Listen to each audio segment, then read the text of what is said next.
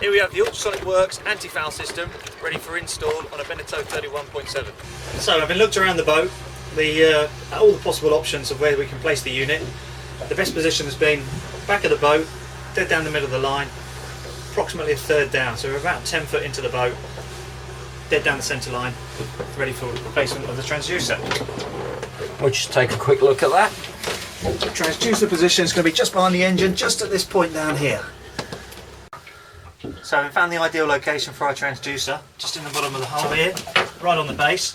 I'm going to prep it up with some sandpaper, just a light sanding over the top. Just up in the area, prepare it ready for some epoxy. So just applying some acetone onto a cloth here. I've done the rubbing down. Now I'm going to get stuck in, clean up the area, ready for the epoxy ring. The importance of this is getting a real good bond between your hull and the transducer, and that's where the Ultrasonic Works is going to do its best. The foam ring, rather than using the sticky back on the back, we've actually Vaselined around here now, and this is what's going to create the seal between the hull of the boat and the foam ring. And once we've done that, it's ready to pour the epoxy into the middle. So, foam ring into the hull of the boat, and we just put that down once, make sure it's got a good seal between the foam ring, Vaseline and the hull.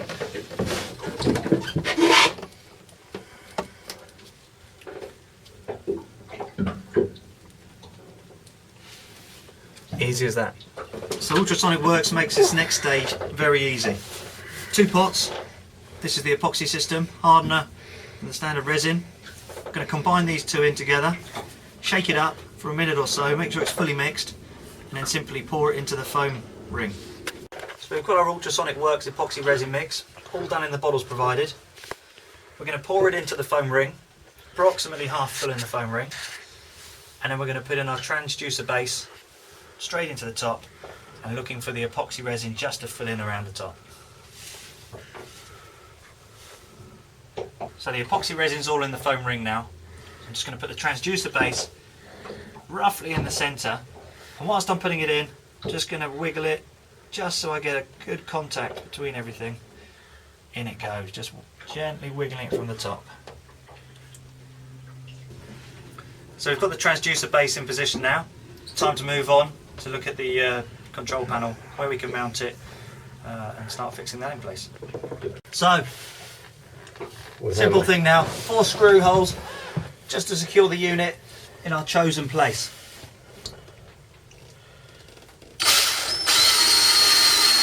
So 1 screw secure, unit's all levelled up, looking square, do the rest of the holes.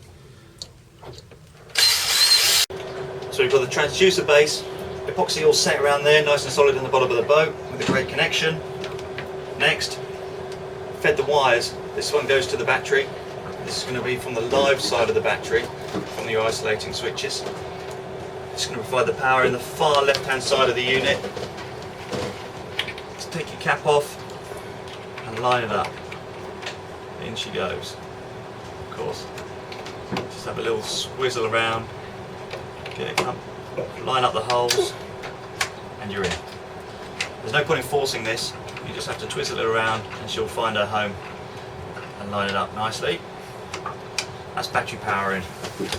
Next one in is going to be, now shore power is being connected through onto the shore power system, the other part of the boat, and exactly the same again. Line it all up and in, twizzle it around till it fits into the little keys, and that way you can ensure it's the proper connection every time. We're coming to the final stages of installation on the Ultrasonic Works anti-foul system. We're just going to connect the main transducer to the base that's in place, slot it on top. So screwing the system in, follow it round with the wire. This avoids any kinking of the wire. Take it all the way around. Once you've got it started, it is a smooth job. So we've got the whole unit absolutely finger tight now. Final bit of tightness, we're going to use this oil filter tool. Just put the band around the top, squeeze it tight, And that gets us the best connection between the base and the main unit. Good. So we've got our leads in now. The unit's switched on. It's doing all its own self-testing. We just leave it to it and it'll sort itself out.